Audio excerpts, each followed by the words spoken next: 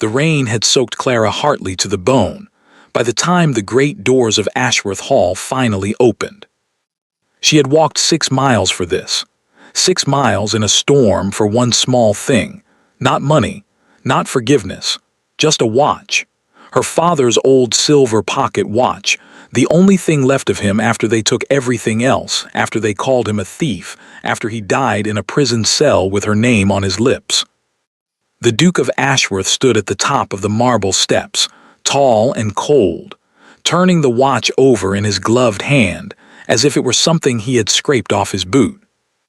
"This," he said, "you walked through a storm for this." "It belonged to my father, your grace." The Duke's mouth curled. "Then it is worthless," he said, "like the man who owned it." And he threw it into the mud at her feet. Clara knelt down in the rain, in front of the servants, in front of the Duke, and dug her father's watch out of the cold, wet earth with her bare hands. She did not cry. She had promised her father she never would, not in front of them. But here is what Clara did not know, as she pressed that muddy watch to her chest.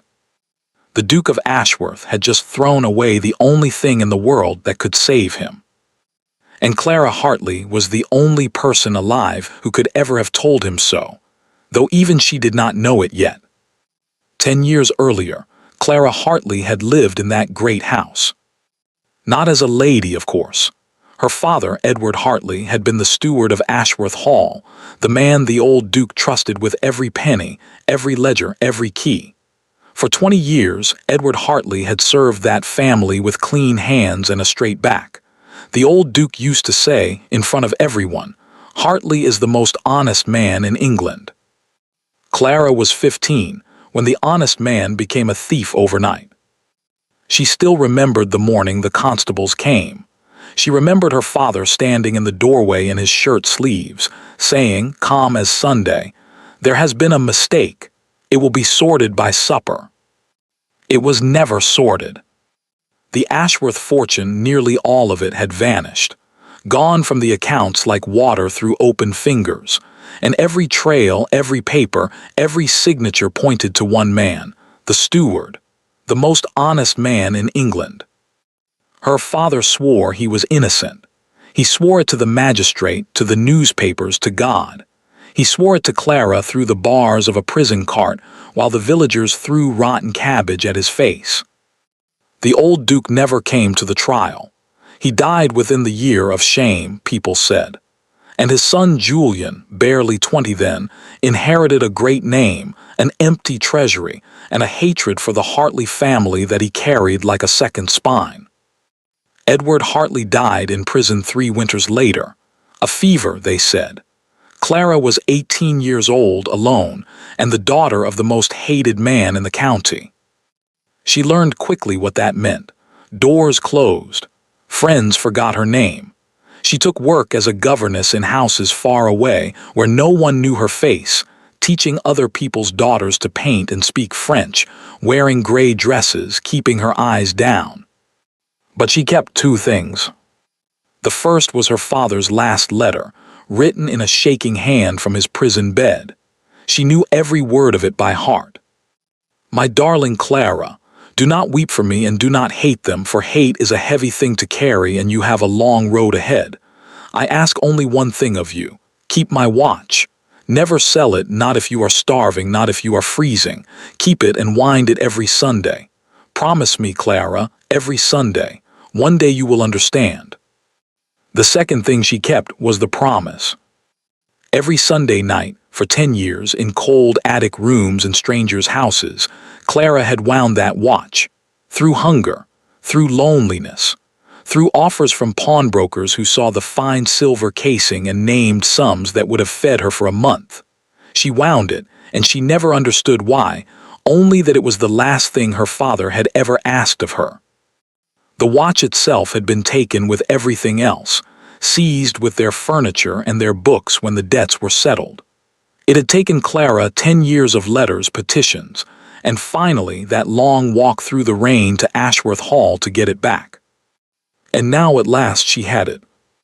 That night in her rented room above the baker's shop, Clara cleaned the mud from the silver casing with the hem of her skirt. She polished it until her father's initials shone in the candlelight. E.H. asterisk. Worthless, the Duke had called it. Worthless like the man who owned it. "We'll see," Clara whispered, though she could not have said what she meant by it. It was a Sunday, so she did what she had done every Sunday for 10 years. She turned the small crown between her finger and thumb, slowly, carefully, and wound her father's watch. And that was when she noticed it. She had never truly listened to the watch before, not closely, not in a room this quiet. But tonight, with her ear bent low, she heard something strange in its ticking. On one turn, the mechanism ran smooth and true. On the next, there came a tiny, dragging click, as if, deep inside the silver case, something was catching, something that did not belong. Clara sat very still, the watch pressed to her ear, her heart beginning to beat a little faster than the ticking. A broken gear, after all these years perhaps.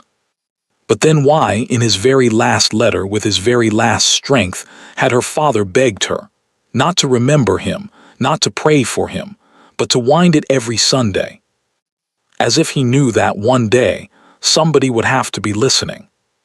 Clara did not sleep that night.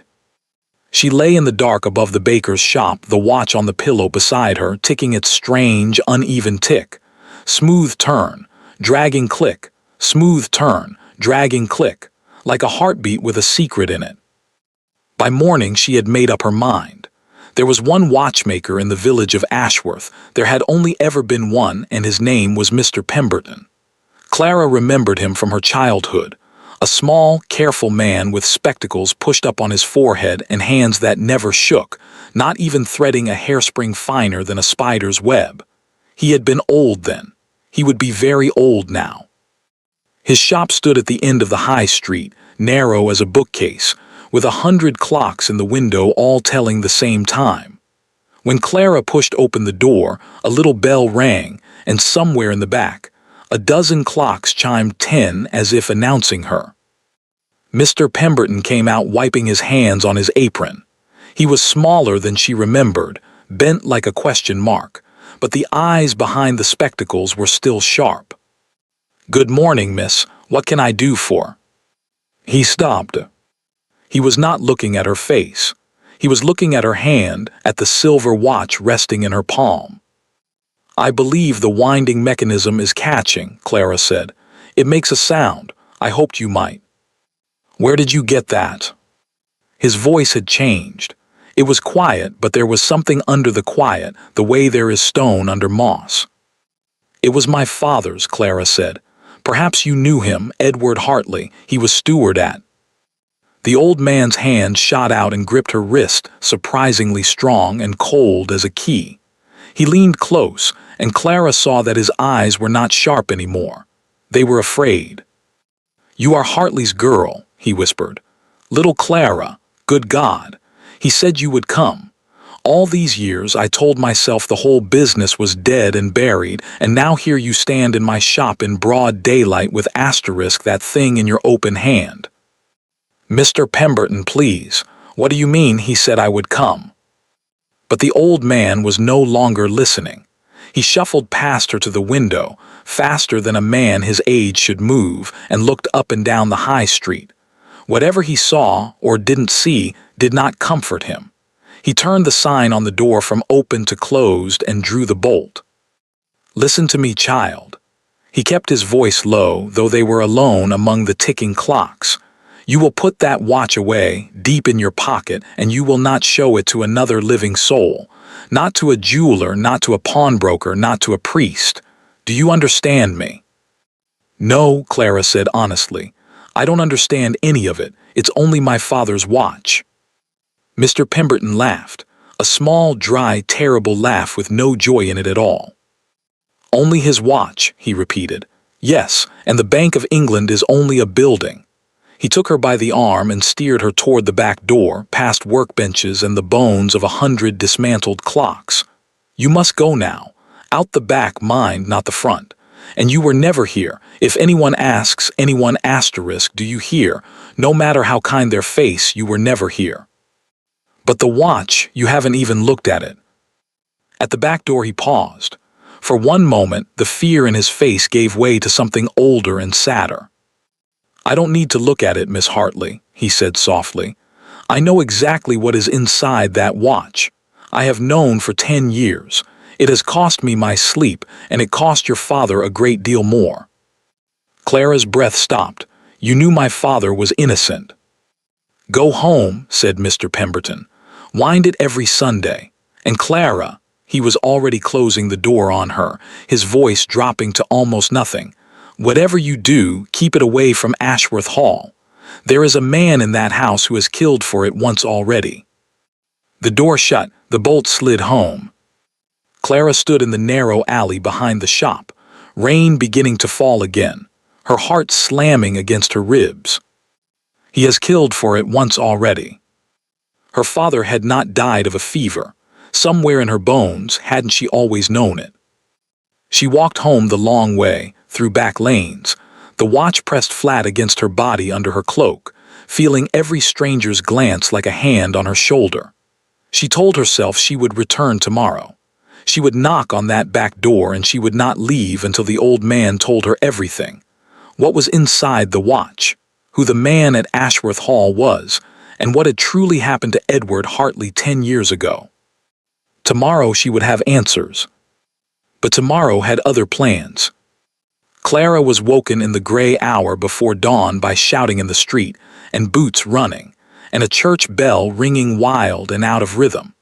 She stumbled to her small window and pushed it open, and the smell reached her before the sight did.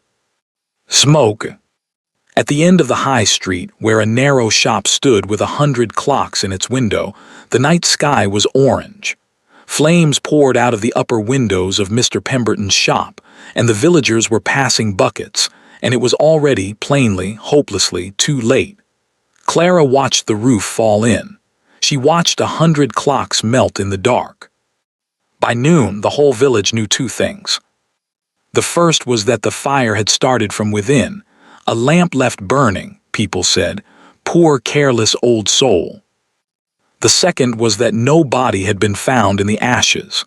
Mr. Pemberton, who had not left his shop overnight in 30 years, was simply gone, vanished, as if he had stepped out of the world through his own back door. Clara sat in her room with the watch in both hands, cold all the way through. A lamp left burning, a careless old man. But Clara had looked into Mr. Pemberton's eyes not 12 hours before the fire, and she knew what she had seen there. Not carelessness. Fear, the fear of a man who had spent 10 years waiting for a knock on his door. She had walked into his shop in broad daylight, with the watch in her open hand. And someone had been watching. For 3 days after the fire, Clara did not leave her room. She kept the curtains half drawn and the watch sewn into the lining of her cloak, and she started at every footstep on the baker's stairs. Twice, she packed her single trunk to leave the village forever. Twice, she unpacked it again. Because leaving meant giving up, and giving up meant her father would stay a thief in every mouth in England forever, and the man who had asterisk killed for it once already, whoever he was, would grow old in comfort behind the tall windows of Ashworth Hall. On the 4th day, the letter came. The baker's boy brought it up wide-eyed, because letters like this did not come to rooms like hers. Heavy cream paper, a wax seal pressed with the Ashworth crest, the same crest that had been stamped on the papers that ruined her father. Clara's hands were steady as she broke the seal. Later, she would be proud of that. To Miss C. Bennet, it began, and Clara's breath caught, because Bennet was her mother's maiden name. It was the name she had used to rent her little room, the name she had lived under for years in distant houses, precisely so that the word Hartley would stop following her through every door. Whoever had written this letter knew her as Bennet, which meant perhaps they did not know her at all, or knew her perfectly, and wanted her to think otherwise. The letter was brief and gracious.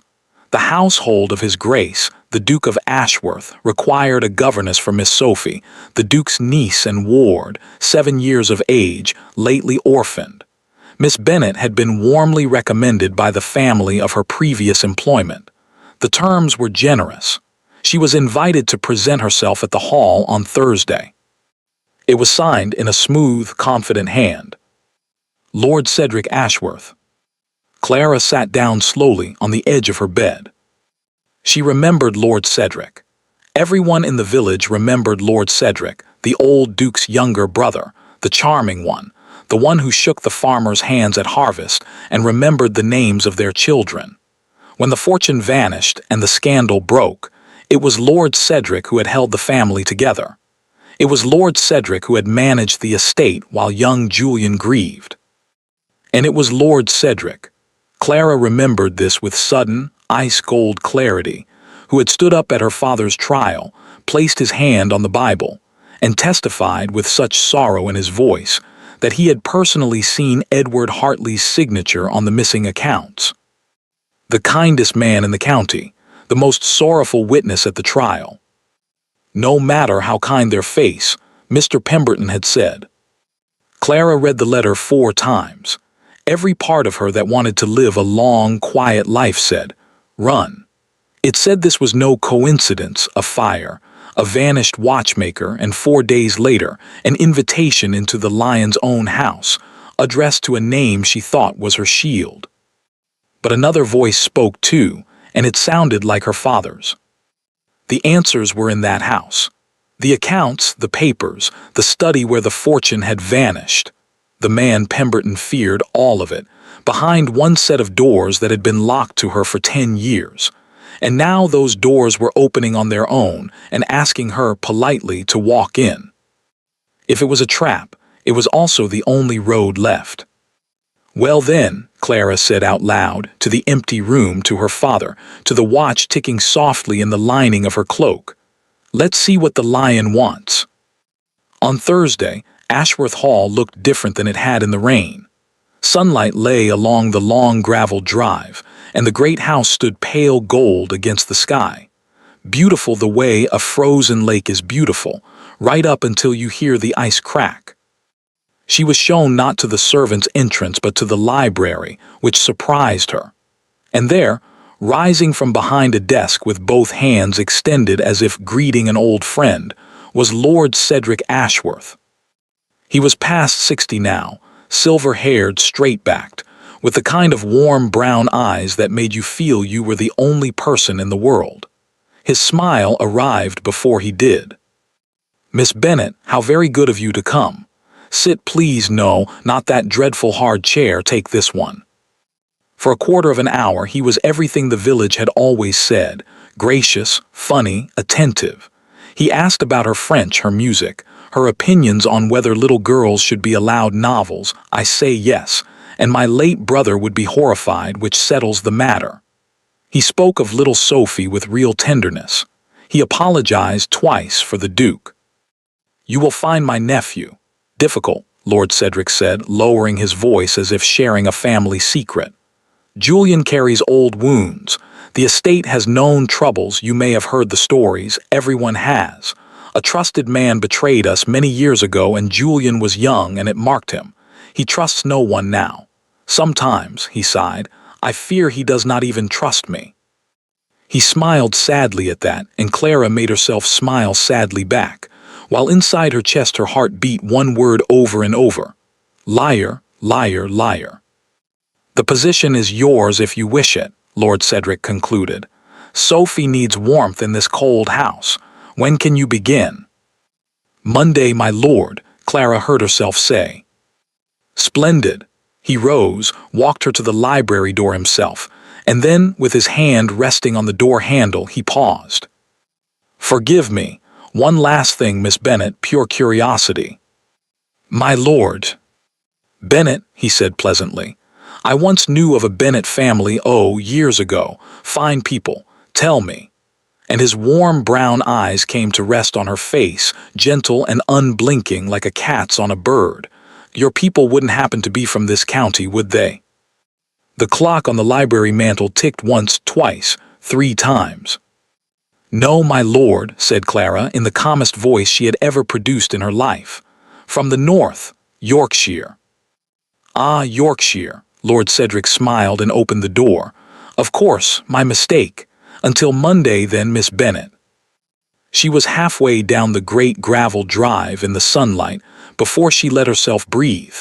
And that was when it struck her, the small detail her frightened mind had missed in the library, the detail that turned her blood to river water.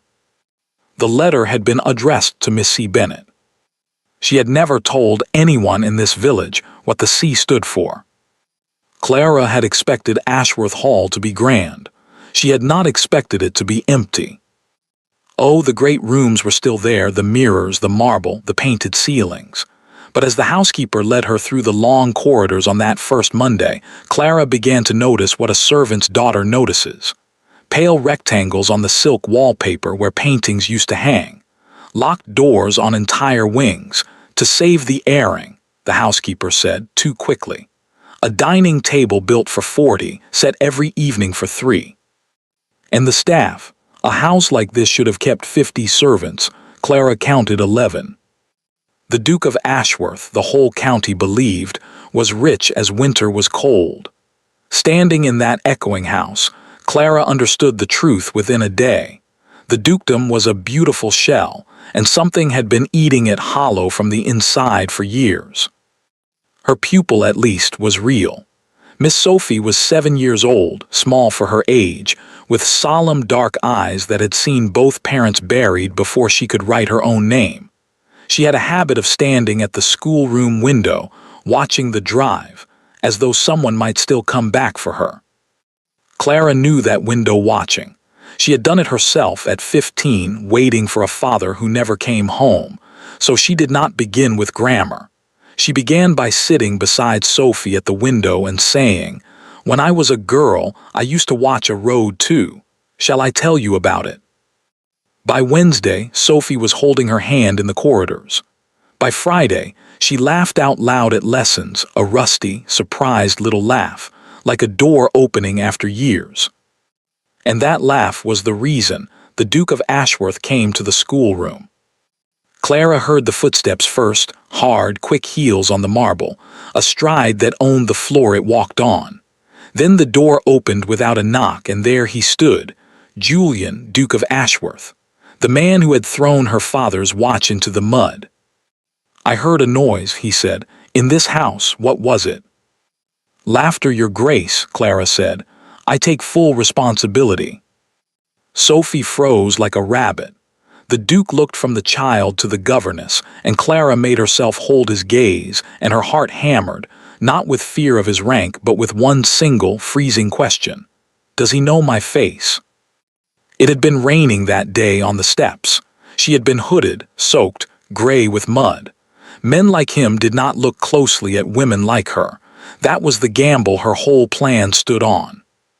The Duke's eyes narrowed slightly. "Have we met, Miss Bennet?" "I only arrived Monday, your grace." "That is not what I asked." The clock in the corner ticked. Sophie's small hand crept into Clara's. "People often think they know me," Clara said evenly. "I have that kind of face." For a moment something moved behind the Duke's eyes, a hunting thing, patient and cold. Then Sophie, bless Sophie, said in her small voice, "Uncle Julian, Miss Bennet knows the names of all the stars, even the little ones." The Duke looked at his niece, and Clara watched a remarkable thing happen. The hardness in his face did not vanish, but it asterisk shifted, the way ice shifts on a pond in March. "Does she?" he said quietly. "Then she knows more than most of my acquaintance." He turned to leave and paused at the door without looking back. "The child sleeps badly. If the lessons tire her, shorten them." The door closed. Clara let out a breath she had been holding for a year, it seemed. "He counts her sleep," she thought, surprised. The cold Duke counts a little girl's sleep. It was the first crack in the story she had told herself about him. It was not the last. Because Clara Hartley was her father's daughter, and her father had taught her that houses talk, if you know how to listen. Over the next weeks, she listened. She learned that the Duke rode out at dawn, not for pleasure but to visit tenant farms, and that the tenants, who should have gossiped cruelly about a hated master, instead spoke of him with a strange, embarrassed loyalty. He carried old Marsh's harvest in himself when the man broke his leg, made us swear not to speak of it. She learned from the head housemaid that wages at Ashworth Hall had never once been late in 10 years, not even the winter the east wing was closed, and that the money came, the housekeeper whispered, from the Duke's own private purse, from the sale of his horses, his mother's jewels, his London house. And she learned because a governess with a candle may walk anywhere at night if a child has had a bad dream, that the light in the study window burned until 2 and 3 in the morning. Once, passing in the corridor, she saw him through the half-open door. The Duke of Ashworth, coat off, sleeves rolled, bent over ledger after ledger after ledger, checking columns of figures with a candle burned to a stub, his head in his hands. Not the picture of a rich, cruel man. The picture of a drowning one, counting the water. Clara stood in the dark corridor, and a thought came to her that she did not want and could not stop. He was 20 when it happened. He was told the same lie the whole world was told. He has spent 10 years paying for a crime, and he doesn't know it isn't my father's. She hated the thought. Hating him had been simple. It had kept her warm for 10 years, like a coat. And now, standing in the cold hallway, watching a proud man drown quietly so that his servants could eat, Clara felt that coat beginning to come apart at the seams. No, she whispered to herself. He threw the watch in the mud. Remember the mud. She remembered the mud. She went back to her room, and she sat on her bed for a long time holding her father's watch, listening to its smooth turn and its strange, dragging click, feeling that everything in this house, the Duke, the fortune, the fire, the letter, the lie, was a single knot with a single thread hanging loose. Sunday was in 2 days. And this Sunday, for the first time in 10 years, Clara was not going to just wind the watch. She was going to open it. Sunday came slowly, the way Sundays do when you are waiting for one. Clara taught Sophie her sums. She ate her supper in the servants' hall. She said her good nights. And then she sat in her small room under the eaves, watching the candle burn down, waiting for the house to fall asleep around her, one creak at a time. At midnight, Ashworth Hall was finally silent. Clara locked her door, sat at the little table by the window, and laid her father's watch in the circle of candlelight. "All right, Papa," she whispered. "I'm listening now." She had brought what she had, a sewing needle, a button-hook, and a magnifying glass borrowed from the schoolroom. She had grown up at a steward's elbow. She knew her way around locks and hinges and stubborn old mechanisms. For half an hour she searched the silver casing for a seam, a catch, a hidden hinge, and found nothing. The back cover was smooth as an egg. Whoever had made this had been a master. "I know exactly what is inside that watch," Mr. Pemberton had said. Of course, the watchmaker. He hadn't repaired this watch 10 years ago.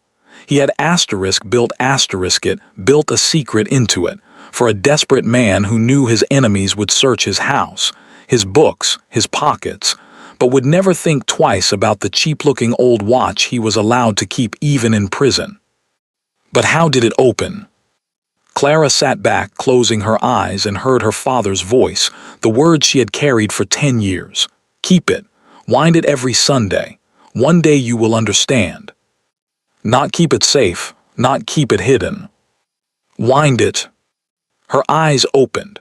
All these years she had thought the winding was sentiment, a ritual to remember him by. But her father had not been a sentimental man. He had been a precise one, a steward, a man who never wrote a single word in a ledger without a reason. What if the winding was not the remembering? What if the winding was the key?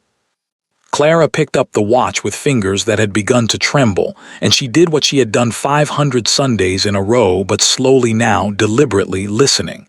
She turned the crown. Smooth. Turned it again. Smooth. Turned it a third time, and there it was, the dragging click, the tiny catch deep in the works, the sound she had taken for a flaw. Not a flaw, a gate. She kept winding. Past the point where she usually stopped, past the gentle resistance that said asterisk enough, her heart pounding, some part of her terrified she would snap the spring and destroy the last thing her father ever gave her. 4 turns. 5. The resistance grew. 6. Click. The sound was soft, no louder than a fingernail on wood. And the smooth, seamless back of the watch, the back she had polished 500 times, rose up by the width of a hair. A second casing. A false back, machined so perfectly that 10 years of daylight had never found it. Clara did not breathe. With the sewing needle, gently, she lifted the thin silver plate away. Inside, pressed flat in a space no thicker than 2 coins, lay a piece of paper, folded small and tight, brown at the creases with age. She unfolded it under the magnifying glass with the care of a surgeon. It was half a document cut, not torn, cut deliberately, cleanly, straight down the middle. Even halves, she knew what she was looking at because she was a steward's daughter. It was a banker's receipt. A receipt of deposit from a private bank in London whose name meant nothing to her, dated, Clara's skin went cold, dated the 15th of March, the very week, 10 years ago, that the Ashworth fortune had vanished into air. The sum on the receipt had been written out in full, and half the words were gone with the other half of the paper. What remained was enough. An £80,000 sterling. £80,000. The fortune had never vanished at all. It had been asterisk deposited, moved, quietly and completely, into a private bank, in the very week her father was accused of stealing it. And at the bottom of the half receipt, where a signature should be, there remained only the ending of a name. Not enough to read, but enough to see that it did not end the way Edward Hartley ends. Wrapped around the receipt was a second, smaller slip of paper, and on it, in her father's small, upright hand, cramped, hurried but unmistakably his, a single line. The other half is where the first Duke keeps his conscience. Clara read it 10 times. She pressed her father's handwriting to her lips, and for the first time in 10 years she let the tears come silently in the candlelight, because he had known. He had known he would not live to finish this, and he had built a road for her instead, one Sunday at a time, and he had trusted her to walk it. Where the first Duke keeps his conscience, she whispered, a riddle. Her father loved riddles. He used to hide her name-day presents behind them. The first Duke, the old Duke, Julian's father, or the first Duke of Ashworth, dead 200 years. And where does a Duke keep a conscience, a chapel, a confession, a grave, Floorboards creaked in the corridor. Clara froze. The house had been asleep, she would have sworn it. But those were footsteps, slow, heavy, certain, and they were not passing by. They stopped directly outside her door. She moved fast and silent. Receipt and note folded into her bodice. False back pressed shut with a click. Watch swept into the table drawer. Candle too late to douse the candle. Its light would be visible under the door, and a light suddenly put out says more than a light left burning. The knock when it came was quiet, 2 knuckles twice. Miss Bennet, the Duke's voice low, stripped of all its drawing-room polish. Open the door, I am aware that you are awake. Clara stood in the middle of her small room, her father's proof burning against her heart, and made her voice sleepy and puzzled. Your Grace, is something wrong? Is it Sophie? Sophie is asleep. A pause, long enough for her whole life to pass through it. Open the door, Miss Bennet. Or should I call you by the name printed in the county newspaper 10 years ago beneath a sketch of a girl standing outside the Assizes Court? The candle flame shivered, though there was no draught. I have the page in my hand, said the Duke of Ashworth quietly through the door. It is a remarkable likeness, Miss Hartley. Clara opened the door. There was nothing else to do. A locked door would not stop a duke in his own house. It would only prove her guilt before a word was spoken. Julian, Duke of Ashworth, stood in the corridor in his shirt sleeves, a single candle in one hand and a folded, yellowed newspaper page in the other. His face was carved out of something colder than marble. He did not shout.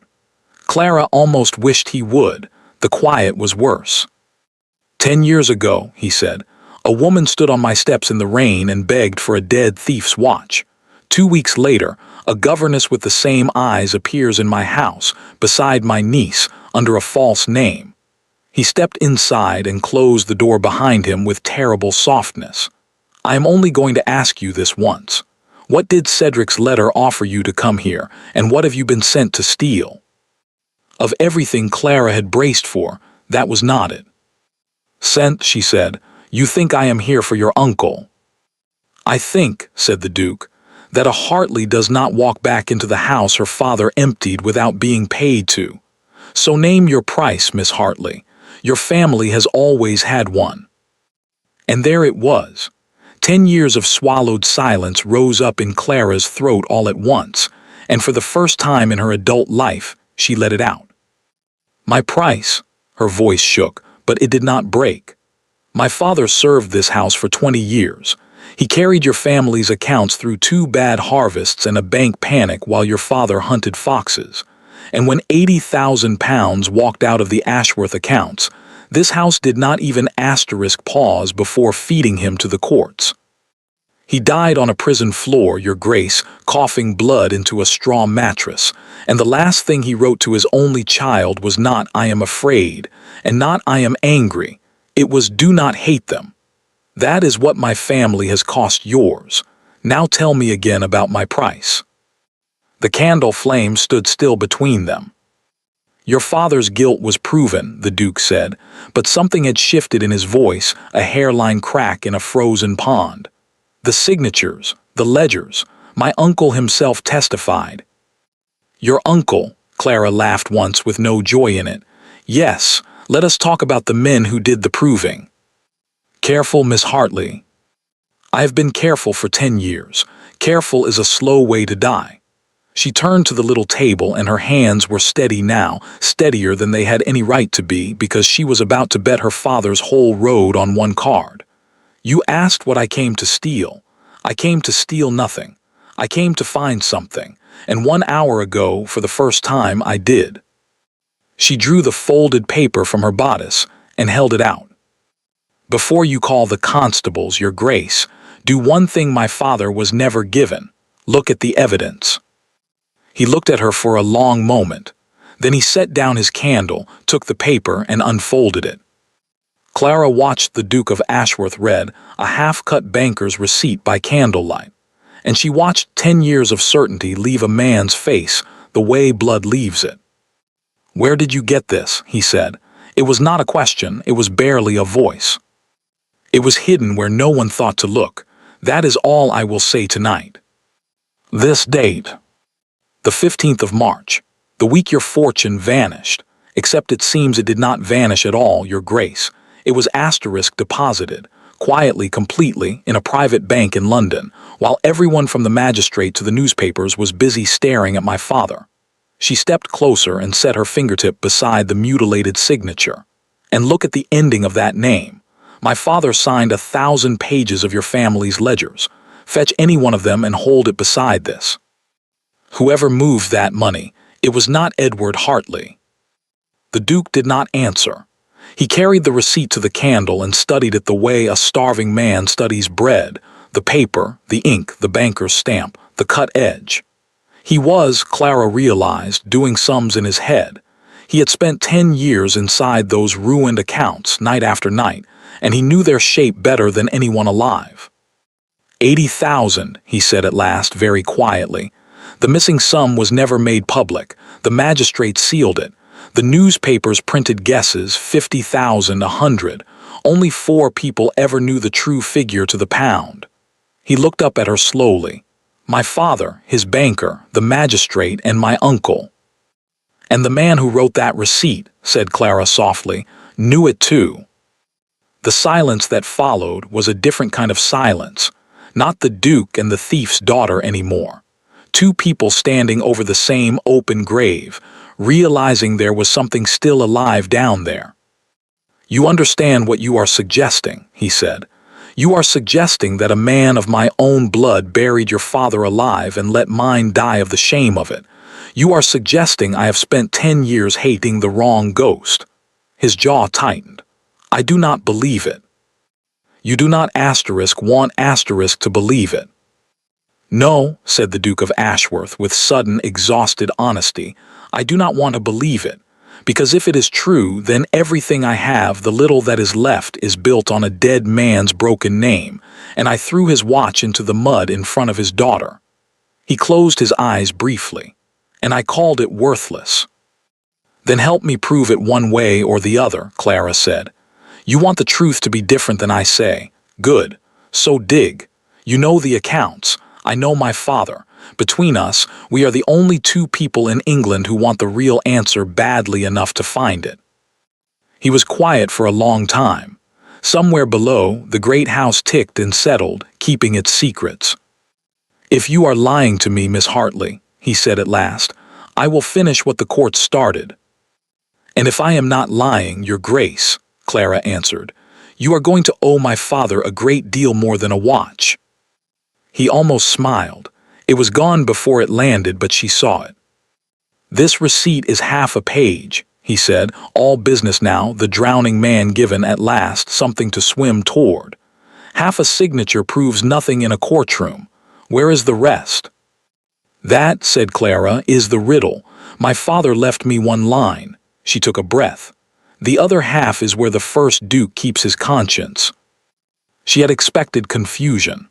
Instead, the Duke of Ashworth went very still, so still that the candle flame steadied in the air between them. Say that again, he said. Where the first Duke keeps his conscience. Why? Does it mean something too?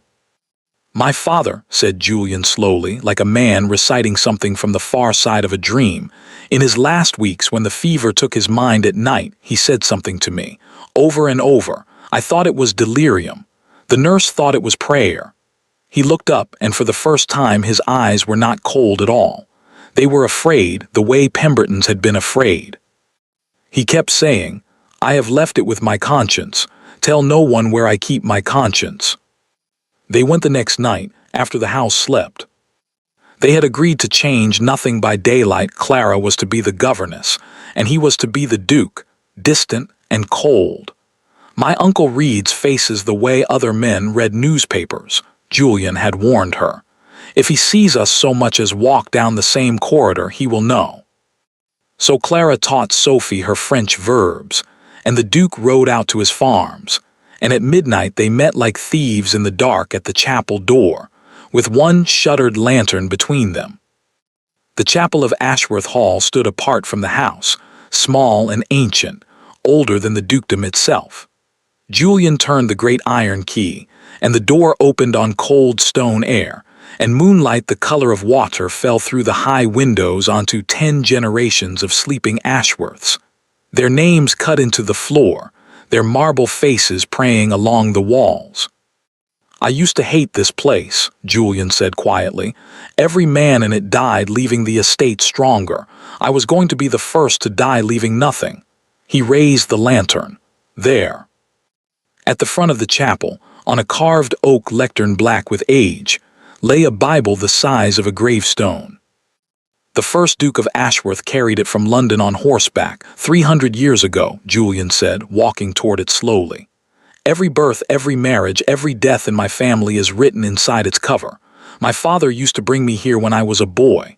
He would put my hand flat on it and say, Julian stopped. Clara watched him swallow. He would say, a man's conscience should be kept where he makes his oaths, Julian. That is why ours lives here. Where the first Duke keeps his conscience. Your father and mine, Clara said softly, left us the same map. They lifted the great cover together. It took both of them. The Bible was bound in wood and leather and weighed like a church door. Page by page they went through it, the Gospels, the Psalms, the family register in fading ink, births and deaths back 3 centuries, and found nothing. No paper, no pocket, no cut in the binding. Clara's heart began to sink toward her shoes. Then Julian, holding the lantern low over the back cover, went still. The last page of the register, he said. Look at the entries. Clara looked. Neat lines of ink, generation after generation. The old Duke's marriage, Julian's birth, his mother's death. And then at the bottom, the final entry, the old Duke's own death, 10 years ago, written, impossibly, asterisk in the old Duke's own hand. A dead man cannot record his own death, Clara whispered. No, said Julian, but a dying one can. He knew it was coming. He touched the entry gently. The ink of the date was smudged as if written by failing fingers, and beneath the name and the date, where every other Ashworth had a psalm verse for an epitaph, the old Duke had written something else. One line. Forgive me, Edward. Clara heard her own breath in the silence. Julian's hand was shaking now. He ran his fingers along the inside of the back cover beneath the register page and stopped. There is a seam here. The button-hook came out of Clara's pocket, into his hand, and with the care of a man defusing a bomb, the Duke of Ashworth lifted the end paper of his family's 300-year-old Bible. Beneath it, pressed flat, lay two things. The first was half a banker's receipt, cut cleanly down the middle. Clara laid her father's half beside it with hands she could not keep steady, and the cut edges met like two halves of a broken heart, perfectly, fiber for fiber, and the receipt was whole again for the first time in 10 years. The date, the sum, the private bank of Meredith and Vane, London. And the signature. Bold, confident, whole. A hand Clara had seen once already, at the bottom of a gracious letter offering her a governess position. Cedric Ashworth. Neither of them spoke. There are moments too large for speaking. Julian stared down at his uncle's name the way a man stares at his own wound before the pain arrives. The second thing was a letter. Several pages in the old Duke's weakening hand, growing worse with every line. It had no address and no signature. It stopped in the middle of a sentence. Julian read it aloud, by lantern light, in the chapel of his father's, in a voice that got quieter and quieter. To whichever soul God sends to find this, I have not the courage to send it while I live, and that is my sin, and I will answer for it. The fortune of Ashworth was not stolen by Edward Hartley. It was taken by my brother Cedric. Over years, in small wounds I chose not to see his debts, his schemes, his borrowed sums, and at the last in one great wound.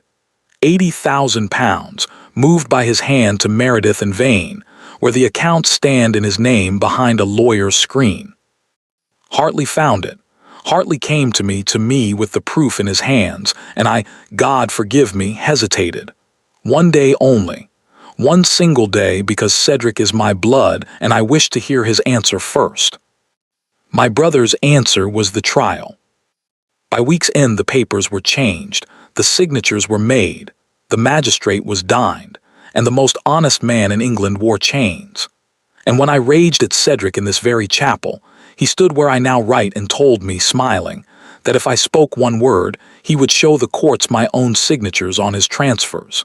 For he had my signature, given blind over the years to a brother I trusted, and my son would inherit not only ruin but a convict's name. So I was silent. I let them take Hartley. I am the second thief in this story, for I stole the truth. But hear me. Half the proof lies here, and Hartley keeps the other half hidden, passed to him in the courtroom in the moment I clasped his hand and could not meet his eye. If you have found this page, then his half has survived and his blood has carried it, and there is one thing more you must know about my brother. Hartley is not safe even in his cell.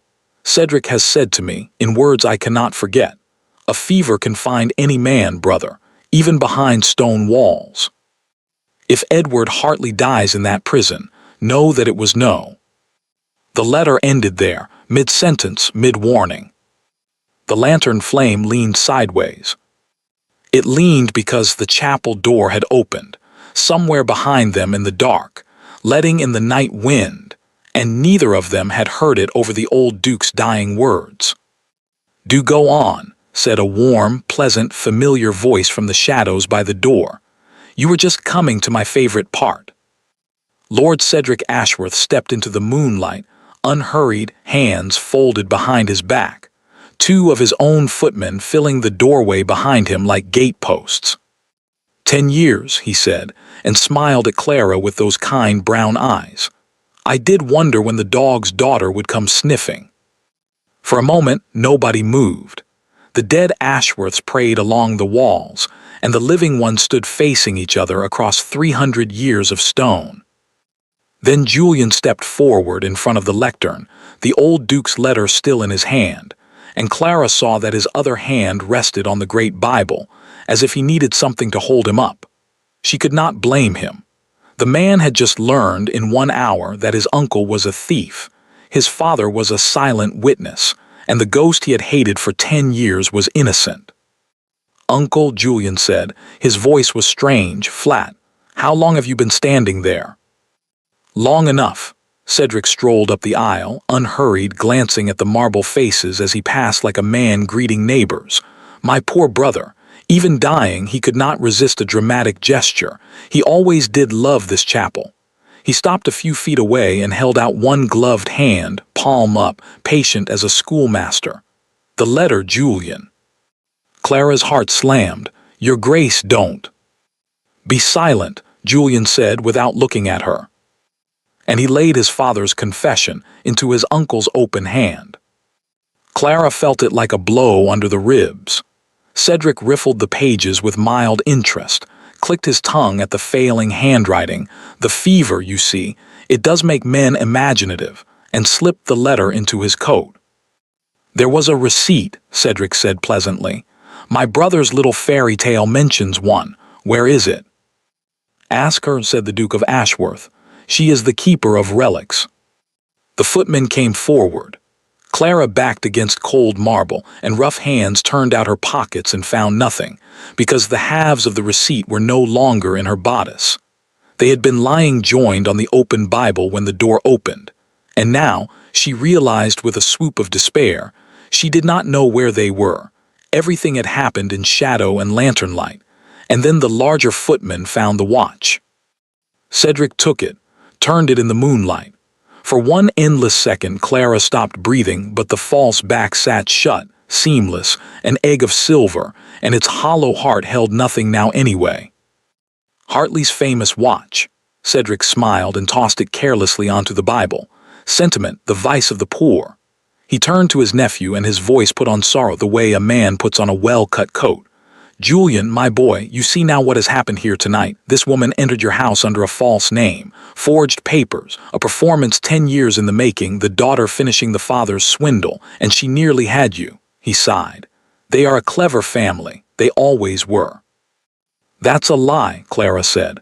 "Julian, your Grace, the receipt, you saw it, you matched the cut edges yourself, you know asterisk." "I know," said Julian slowly, "that I stood in my family's chapel at midnight, taking lessons in trust from a woman who has lied to me since the moment she gave her name." He turned, and Clara looked into his face for the thing she had seen there only an hour ago, the crack in the ice, the exhausted honesty, the asterisk ally, and found nothing. Marble. He looked at her exactly the way he had looked at her that first day in the rain on the steps, from a very great height. "You will want to know something amusing, Uncle," the Duke went on in a voice like a door closing. "She showed me half a receipt 2 nights ago, a date, a sum, a torn signature, and I confess for a day I believed it. I sat with our ledgers until dawn. I doubted my own blood." He picked up the watch from the Bible and weighed it in his hand just as he had once before on the steps in the rain. "I nearly let a Hartley make a fool of this family twice." He threw the watch at her feet. It struck the stone floor with a crack that echoed off 10 generations of marble, and Clara stood there and understood that some moments in life simply come back, and you must live them again, and the second time is worse. "Take the dead man's trinket," said the Duke of Ashworth. "It was worthless then, it is worthless now." "Julian," Cedric murmured with a glance at the footman, "the woman is a fraud and likely worse. The quiet thing would be to deal with her here. No courts, no noise, she simply leaves the county."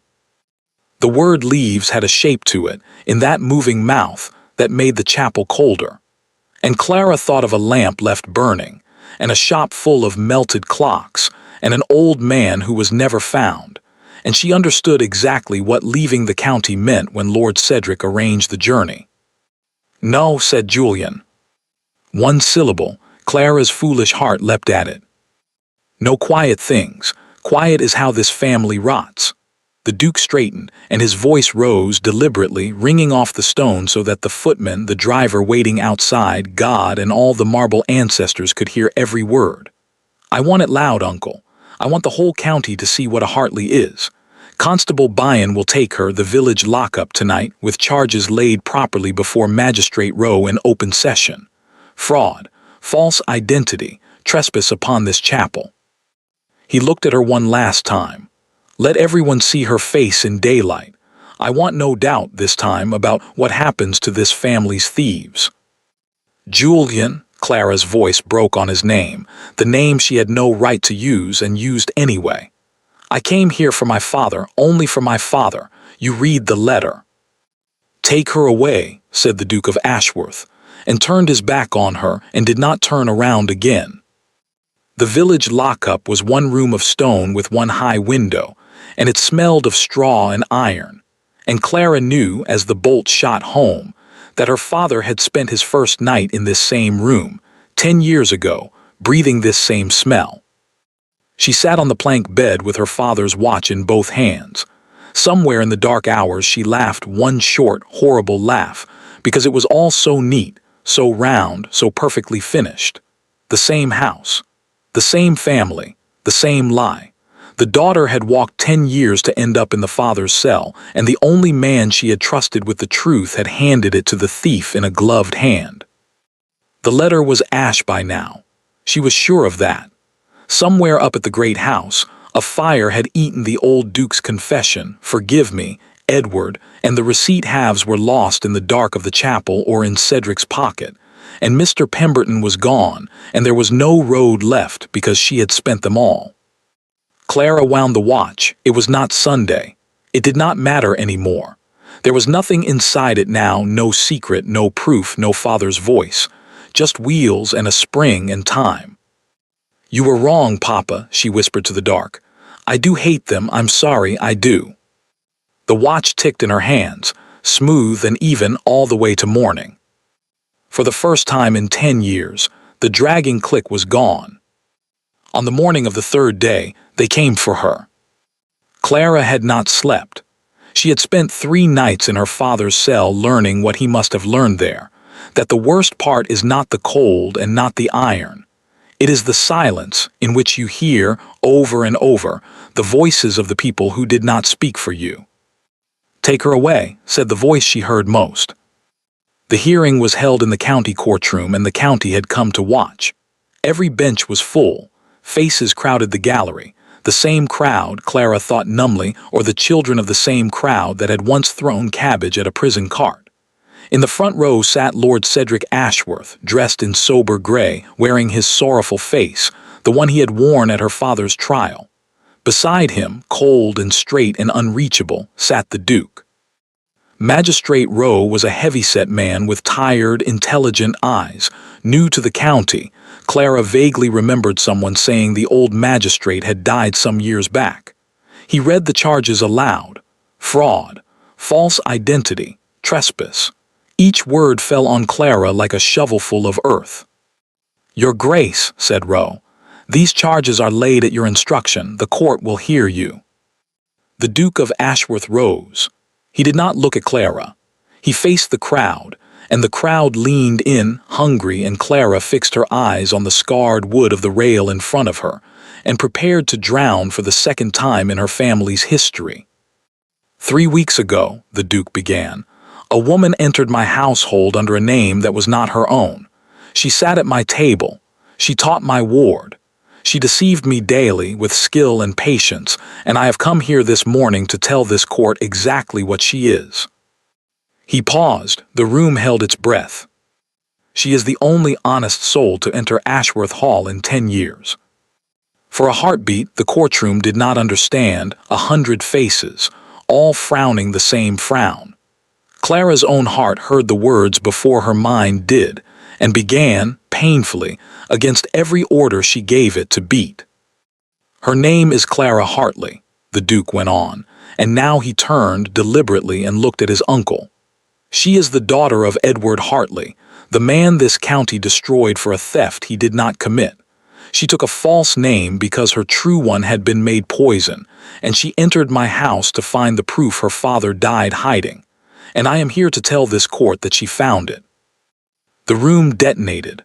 Rowe hammered for order, and through all of it Cedric sat perfectly still, only his gloved hands moving, one over the other slowly like a man washing.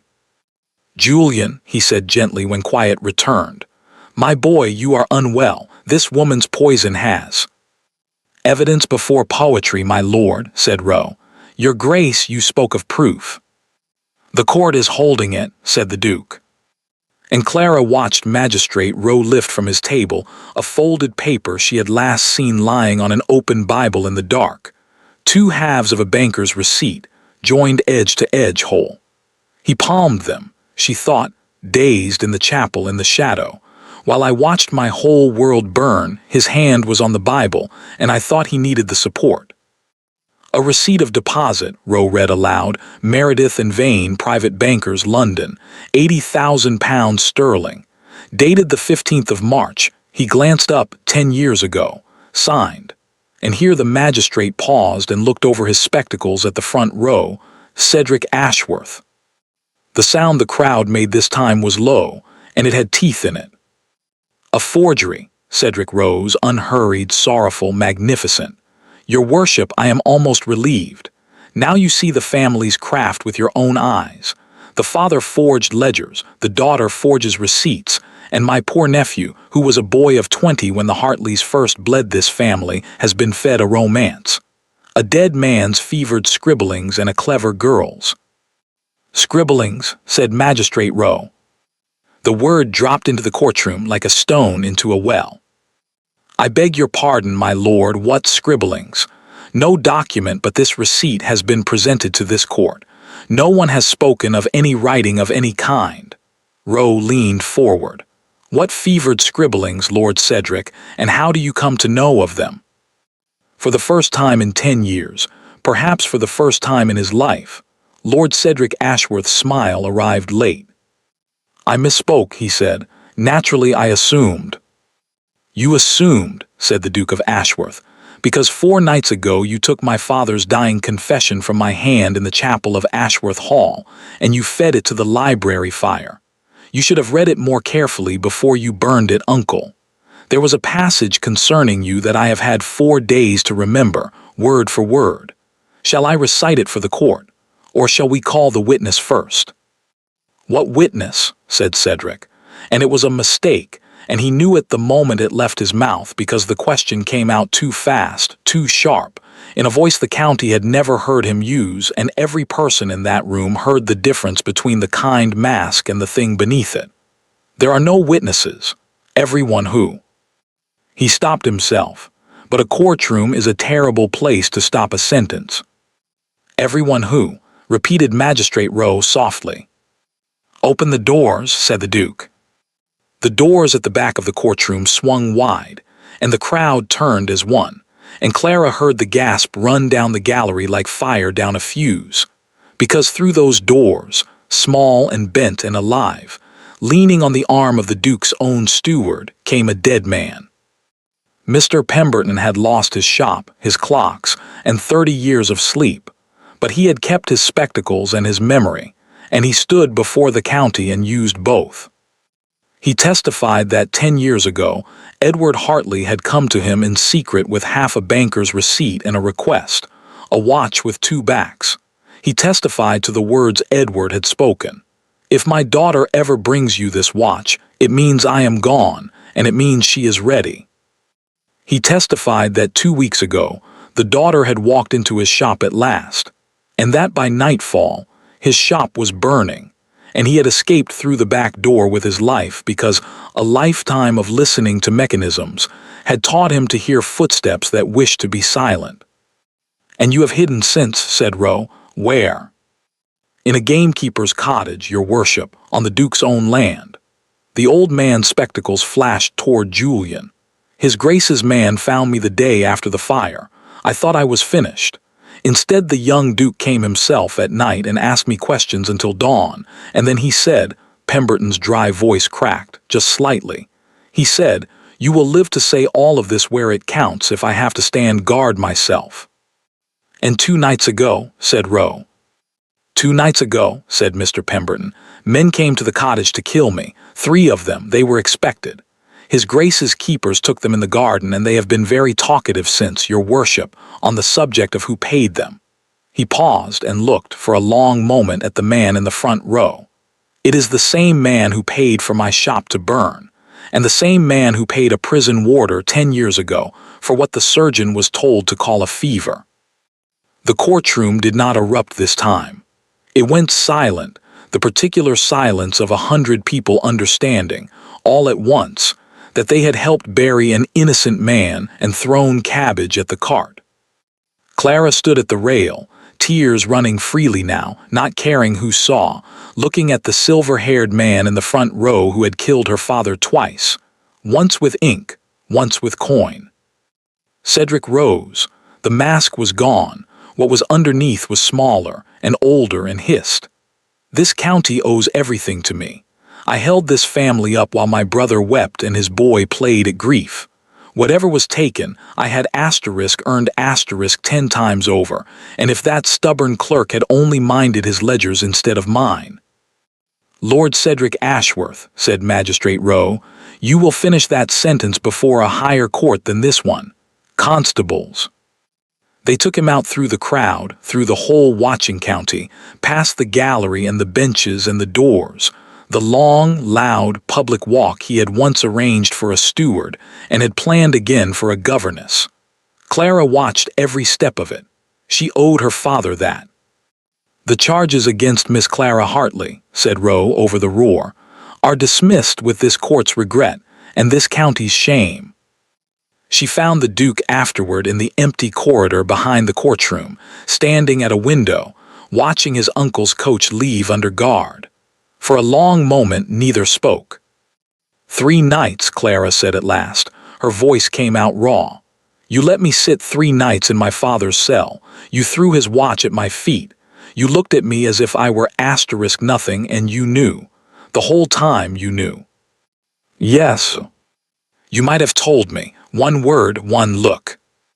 And my uncle would have read it on your face at 50 paces. Julian turned from the window, and Clara saw what 4 days of the performance had cost him. He looked like a man who had been ill. "He has spent a lifetime reading people, Clara.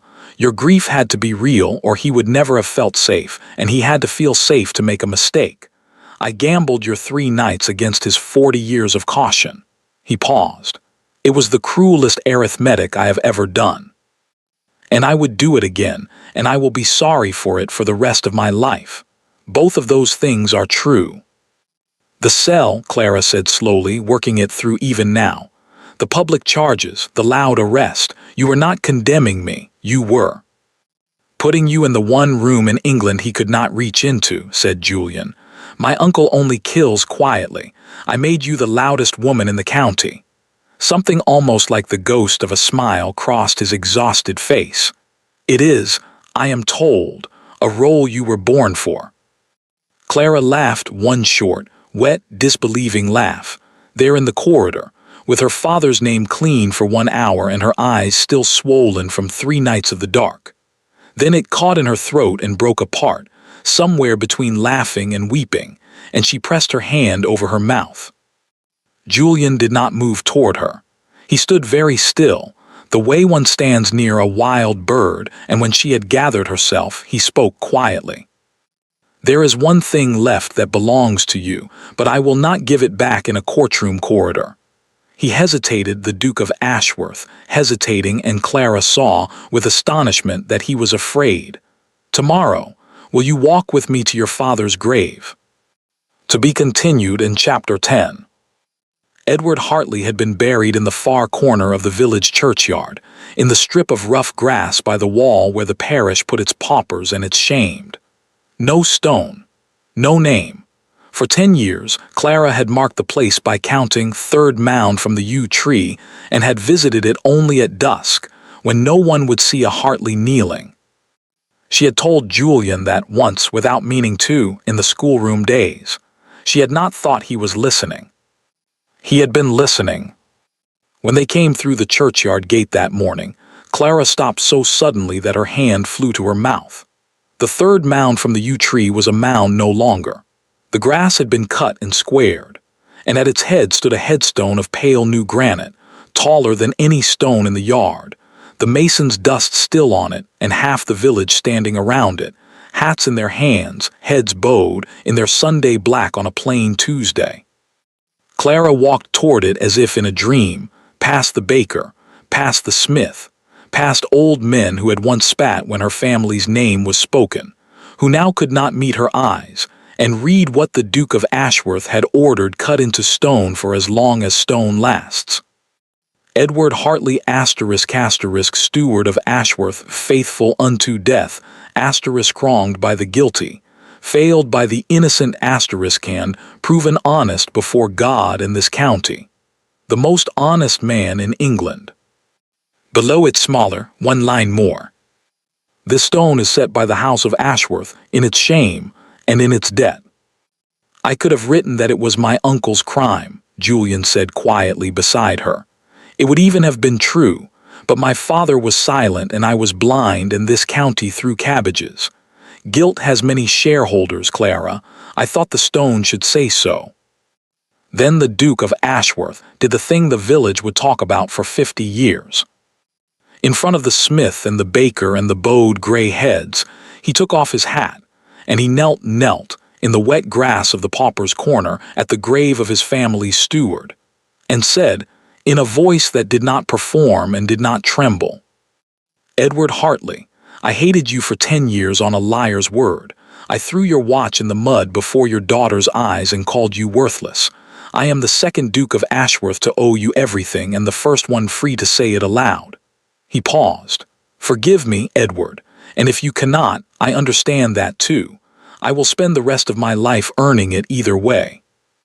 Clara stood with tears running down her face, and one by one behind her the villagers knelt too, awkward, creaking, ashamed, sincere, a whole county, 10 years too late, kneeling in the wet grass.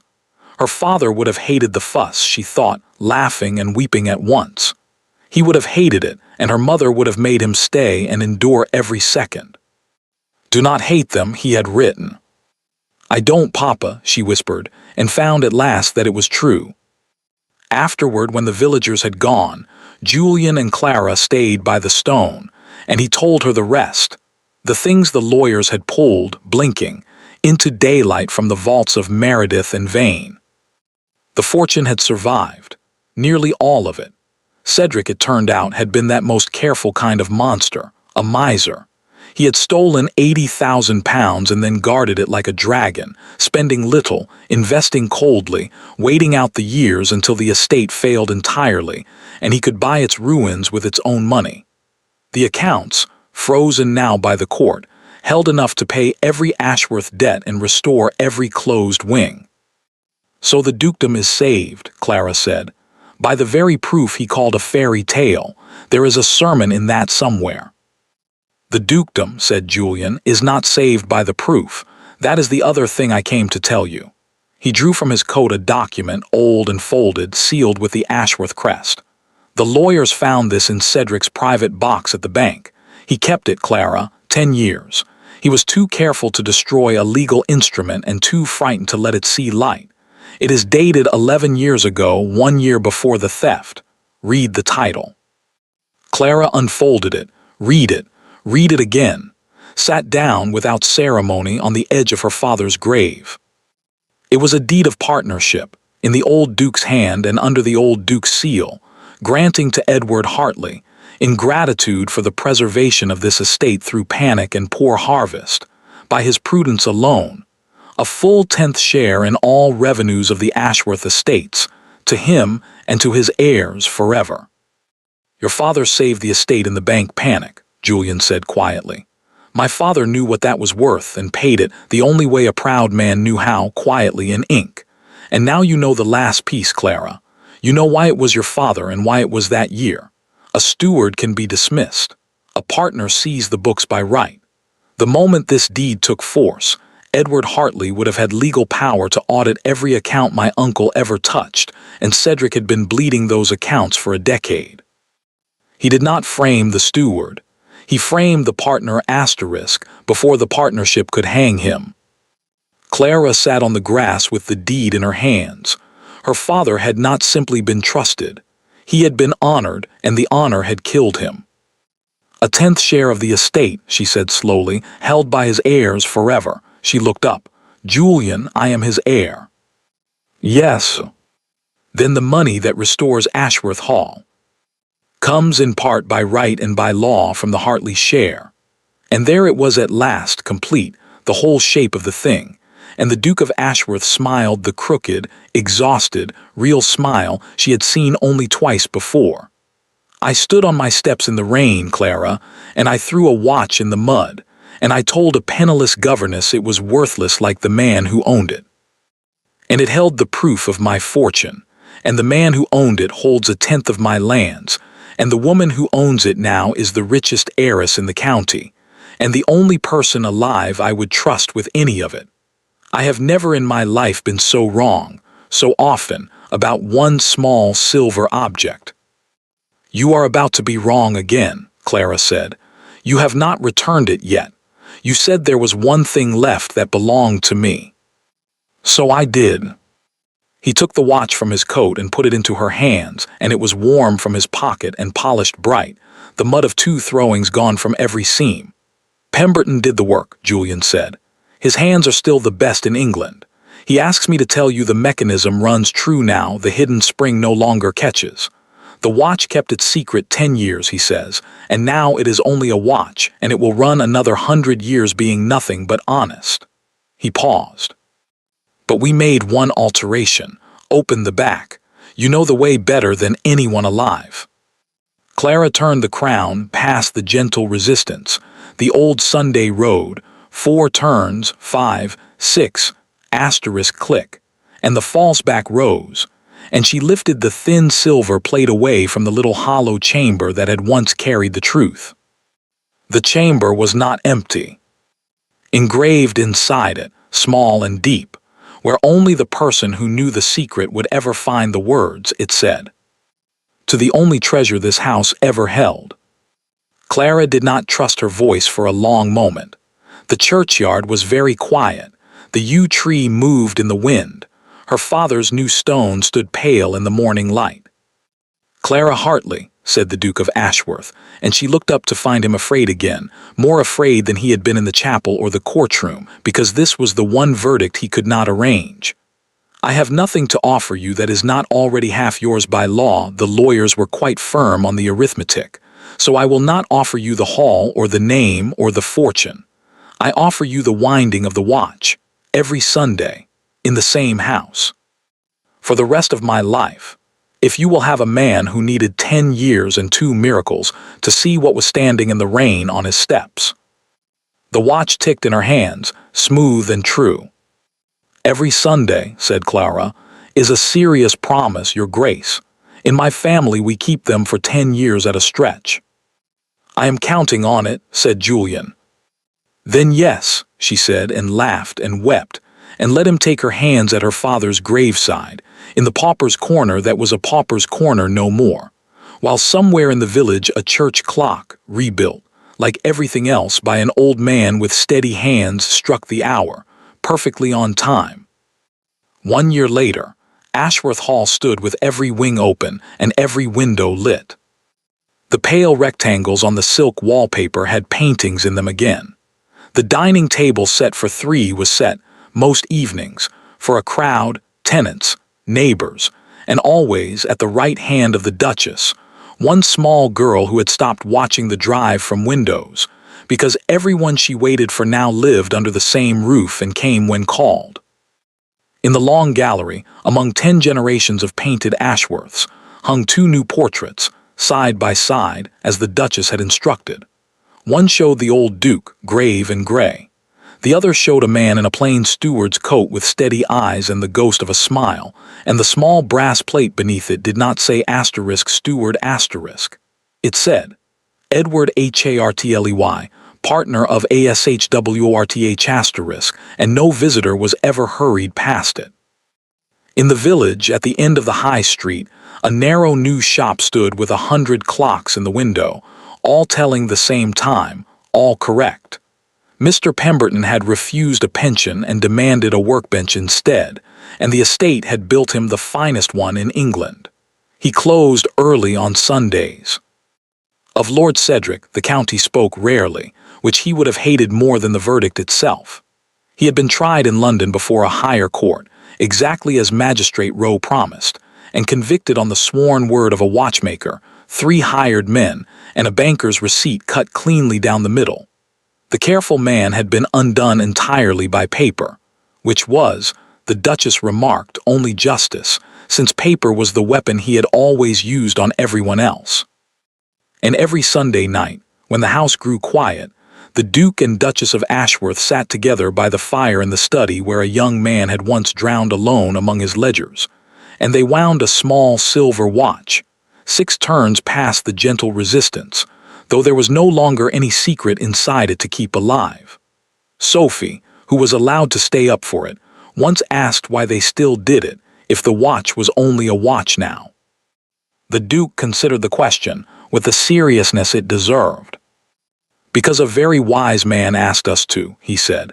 "He was the most honest man in England, Sophie, and he knew something the rest of us learned very late." He turned the crown, one last click, and set the watch gently on the mantel where it caught the firelight. He knew that fortunes can be stolen, but a promise, kept every Sunday in the same 2 hands, is worthless, said the Duchess of Ashworth from her chair by the fire with her father's smile. "Priceless," the Duke corrected.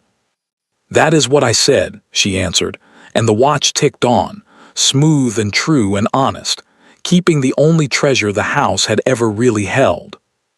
Thank you for listening to the story all the way to the end. Please tell us which city you're watching from and what the story made you feel. Don't forget to subscribe so you won't miss new stories.